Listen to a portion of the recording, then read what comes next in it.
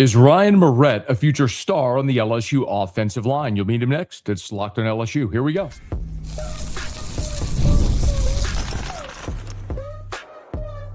You are Locked on LSU, your daily podcast on the LSU Tigers. Part of the Locked On Podcast Network, your team every day. Okay, let's get it. It is Locked on LSU, your team every day. I'm your host, Matt Moscona. Thanks so much for making us your first listen. We're free, available wherever you get great podcasts. Of course, on YouTube as well, so please subscribe. And as always, one of the fastest ways to help us grow is by leaving your comments below. So thank you sincerely for that. Thank you for helping make the Locked on Podcast Network the #1 sports podcast network. This episode is brought to you by Mazda. Mazda puts the same drive into every detail. Wins define the moment, putting in the work that defines you. Stay tuned for highlights in this week's Moving the Game Forward. There's more to a Mazda because there's more to you. So I had a chance to visit with LSU freshman offensive lineman Ryan Miret on my radio show in Baton Rouge after further review. If you want to catch the full interview, you can catch it on demand, YouTube podcast, or search after further review. You'll see it there. But I wanted to play some excerpts that I thought were really interesting from this conversation with Ryan, because he is one of the really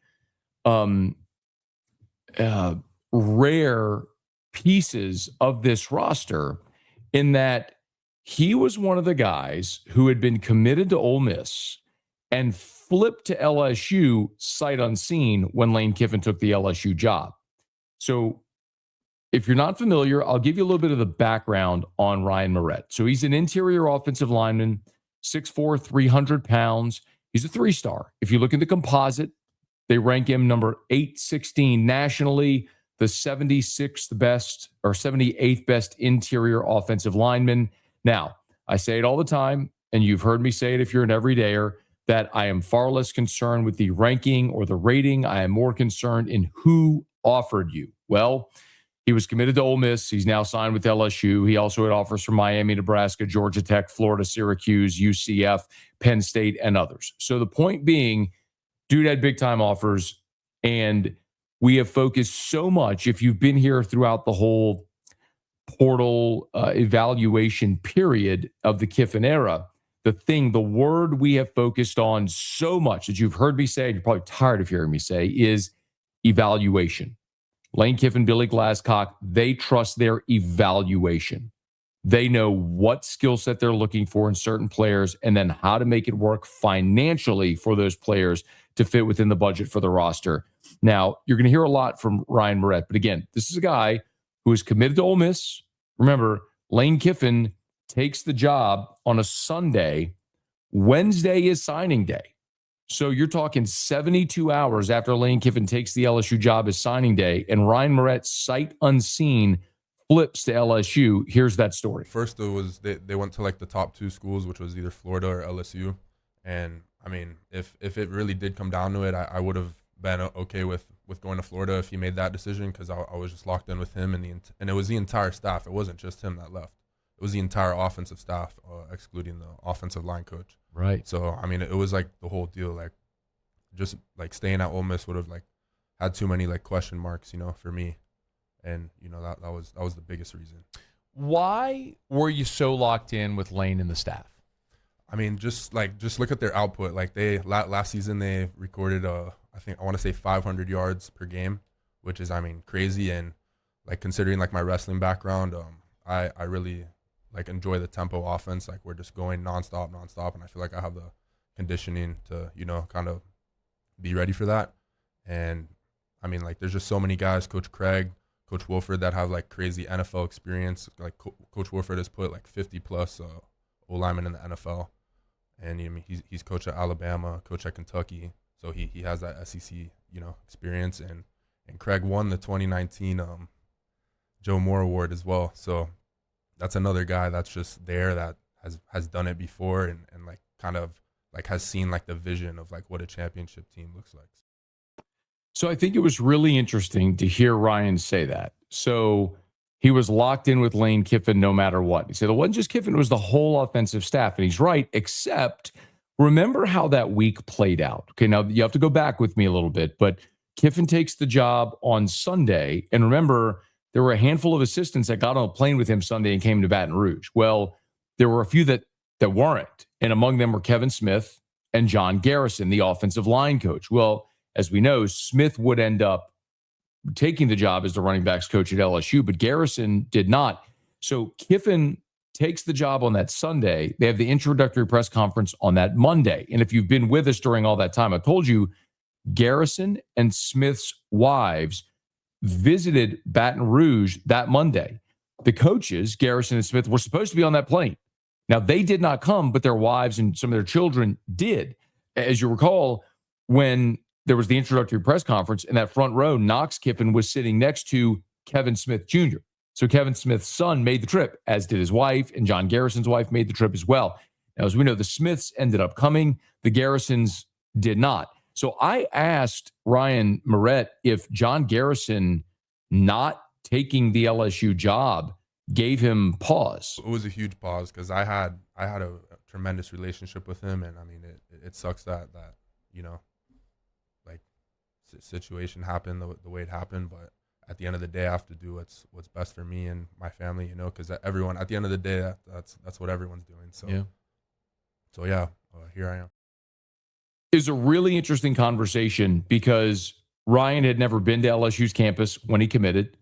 He did visit the following weekend, right? So he signs on that Wednesday, visits LSU that weekend. So he came before he showed up to early enroll for the semester. So he did come with his family in December, but he had already signed at that point.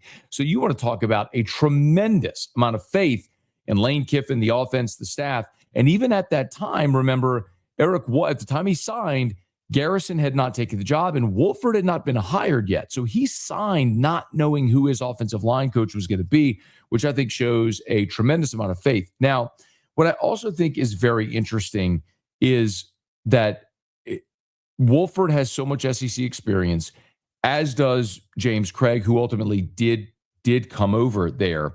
But for Ryan Miret, the other interesting part of this is how they see him and sort of project him in 2026 and beyond. And that's one of the things that I want to dive into. He also talked about his relationship with Nick Savage, the strength and conditioning coordinator, and an interesting two-sport background that may serve Ryan Miret really well at LSU. We're going to dive into that as we continue. Stay with us here. It's Locked On LSU, your team every day.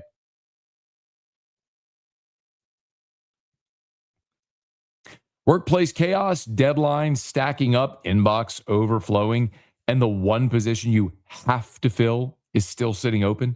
When the pressure is on and you need the right hire, this is a job for sponsored jobs. Indeed, sponsored jobs helps you reach the people who actually fit what you're looking for: skills, experience, location. So you're not just hoping the right candidate stumbles across your post. And this is the stat that says it all.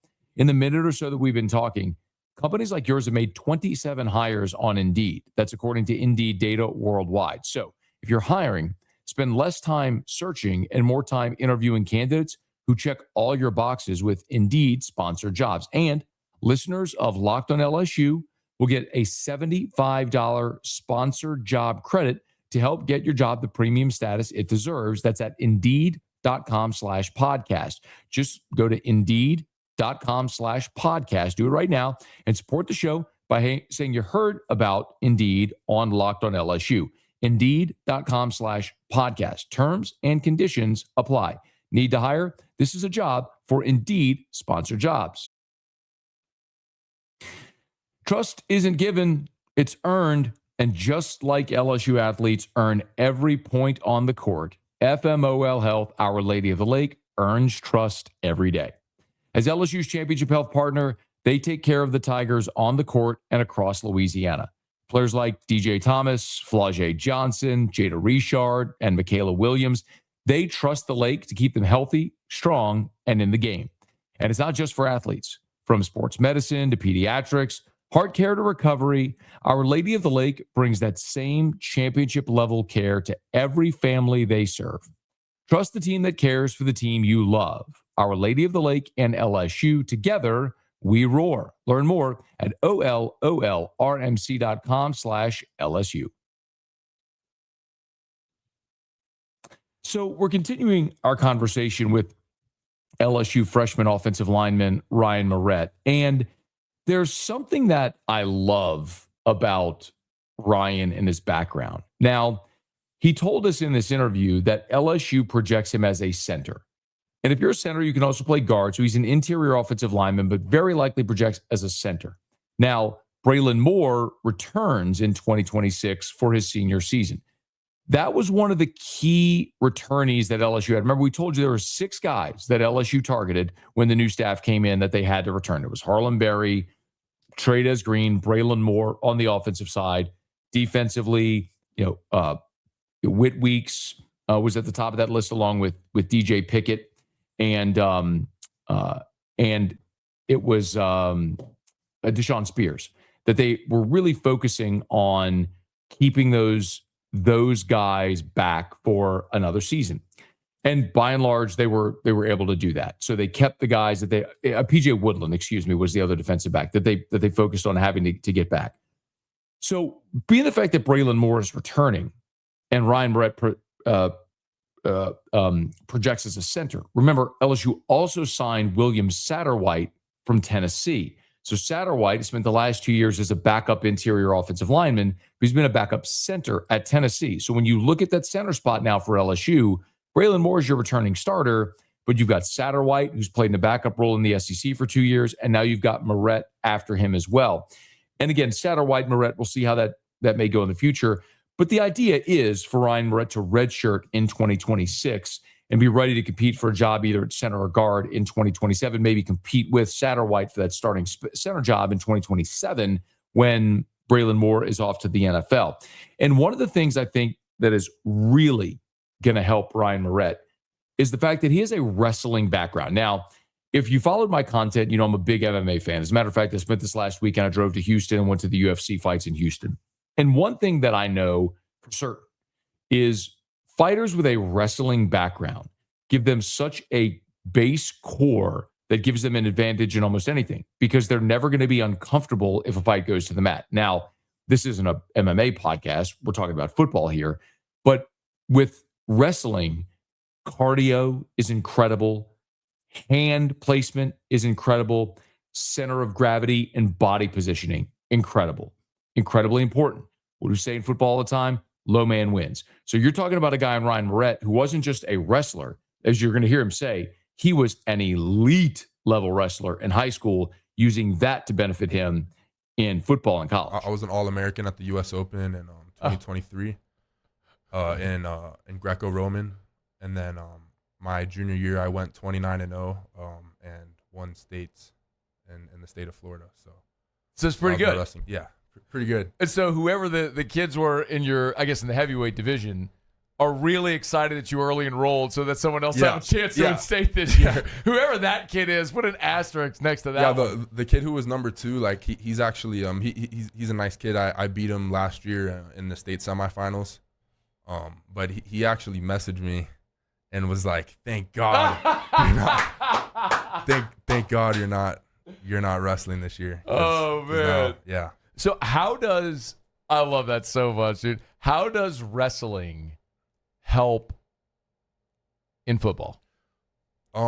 So like obviously it helps with, your core, like your balance, your hand-eye coordination, like just being able to like get your hands like on like the fit that you want to get it on, like, and just kind of like just the conditioning. And honestly, like another huge part from wrestling is just like your mindset, like to be a wrestler, like you get put through like all different types of, intense workouts, and, you're on the mat, like training for 3 hours straight, and, just to get ready to wrestle a 6-minute match. And, just like that mentality that wrestlers have is just, I feel like it's just like different compared to any other sport.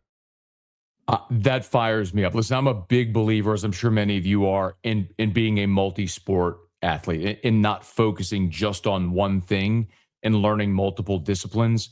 But hearing that there's a center on LSU's team who went to the U.S. Open, was an All-American wrestler. Oh, yeah, like that's going to be a massive advantage. And something else to consider is when you have guys that are multi-sport athletes, sometimes that hurts them in the recruitment process as far as numbers, because they're playing 2 sports instead of going to elite camps and things like that. LSU's going through this right now in baseball. If you've been following any of our baseball content, Well, there's a player on the LSU baseball team who's from Catholic High in Baton Rouge who was a two-sport guy. He was an outfielder on the national championship Catholic High baseball team, but also was a wide receiver. And because he was playing two sports, his baseball recruitment was slow. And as a result, he ended up going JUCO, and now he's at LSU, and everyone sees that he affects the baseball. He is so powerful and sudden and athletic and is going to be an awesome player. Well, that was all there. It's just his recruitment was slow because he played two sports. Sometimes that happens with guys like this as well, where you're talking about, wrestling instead of being football time camps and everything. So maybe that's one of the reasons why you didn't see Ryan Miret's star rating numbers elevate more. But my goodness, that's going to make him a much better offensive lineman. Now, you heard Ryan also talk about the whole staff coming over, right? Except for John Garrison. So he has a familiarity with a lot of the staff. That includes Nick Savage, who is the strength and conditioning coordinator who came over from Ole Miss. Now, this is relevant also because remember, at this point in the calendar before spring, the football coaches can't work with the players. Now, and I have been told that they are doing player-led workouts, which is very common in this day and age. You get the veteran players that get the guys together, and they'll, receivers and quarterbacks will go run routes, linemen will do drills. Again, coaches can't be with them, but players can go organize. The one coach they are with is the strength and conditioning staff, both now and then through spring, and then after spring throughout the summer when they go through summer conditioning before fall camp. The strength and conditioning staff are the ones that are actually with these players every single day. So that's Nick Savage and his strength staff coming over from Ole Miss, and Ryan Miret talked about Savage and that relationship there. So that's actually another guy that was a part of the Ole Miss staff. That's just another piece that also came along with that whole transfer of coaches.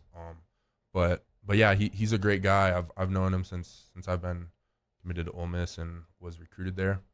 And he actually has a relationship with one of my high school tight end coaches because my coach, he played at Florida back when Savage was the strength coach at Florida. Okay. And he also has a good relationship with him. So I kind of got to hear about Savage from another perspective of someone who played and was coached by him already. So I know that there was a lot of conversation as LSU struggled at the end of the Kelly era about the strength and conditioning staff with Jake Flint.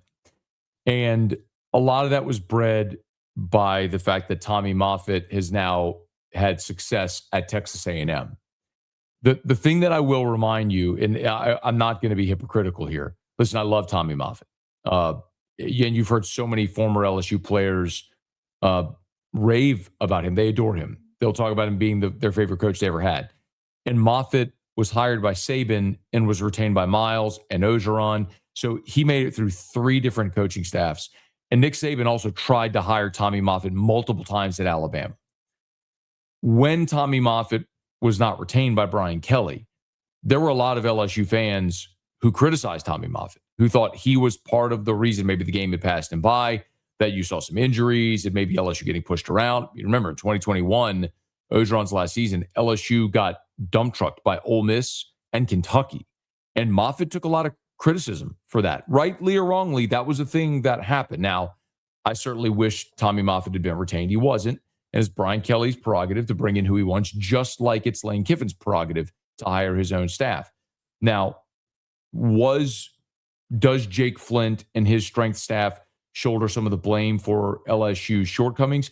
Probably. I mean, I think everyone shoulders blame. I think it's Kelly, it's the coordinators, it's strength staff. I think there's plenty of blame to go around. Ultimately, all the puke goes up the ladder to Brian Kelly, and he gets all the blame.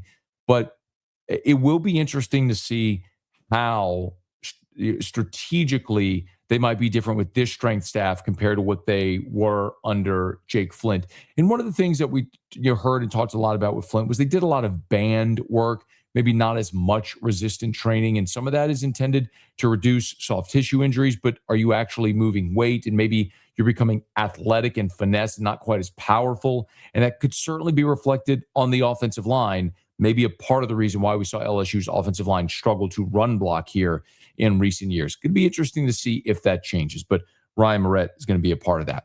Let me knock out our final break. I want to come back and sort of look at a projected offensive line. And by the way, Lane Kiffin has added another support staffer. We'll get to that as we continue here. It's Locked on LSU, your team every day.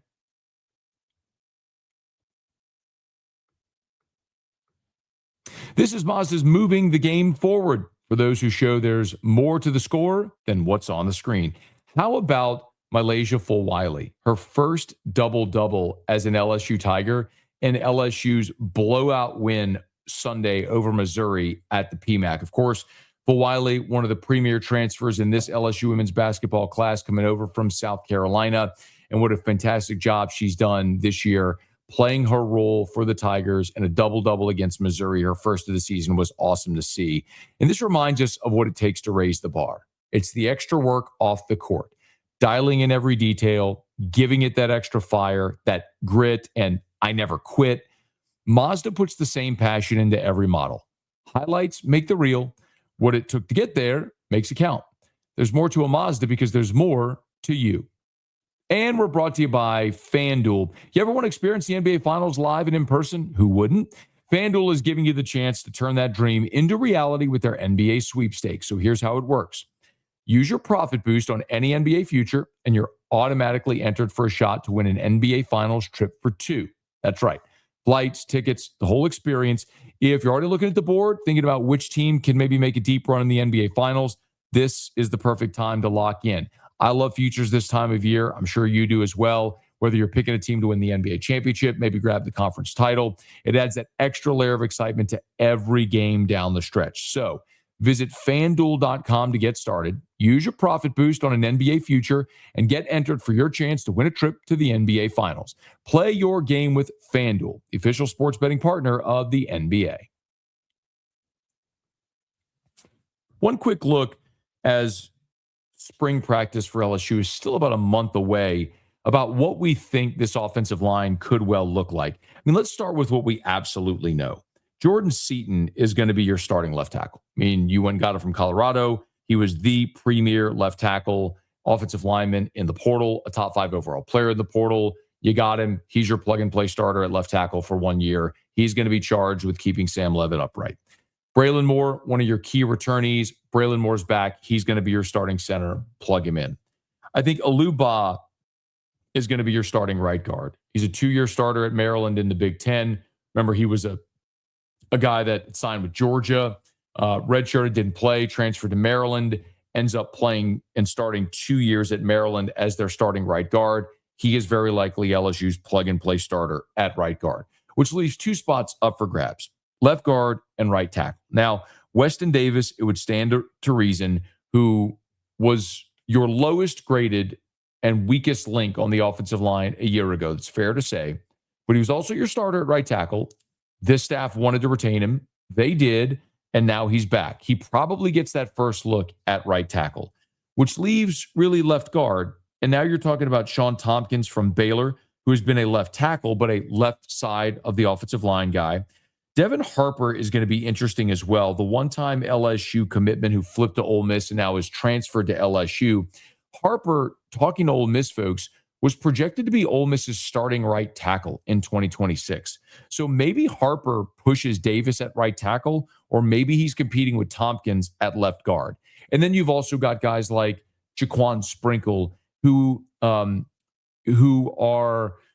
guys who are from smaller classification schools who might well get in there and compete for a starting opportunity, or at least to give LSU quality depth in this transfer portal class. So a couple of names worth keeping an eye on as they'll make it through. And of course, we'll certainly be watching Ryan Miret and William Satterwhite, who we talked about there as well, coming in via the transfer portal to see how they may build some depth on the offensive line.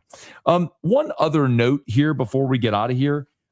I was able to confirm, we reported this over at LouisianaSports.net via sources, that LSU and Lane Kiffin was able to add another support staff member.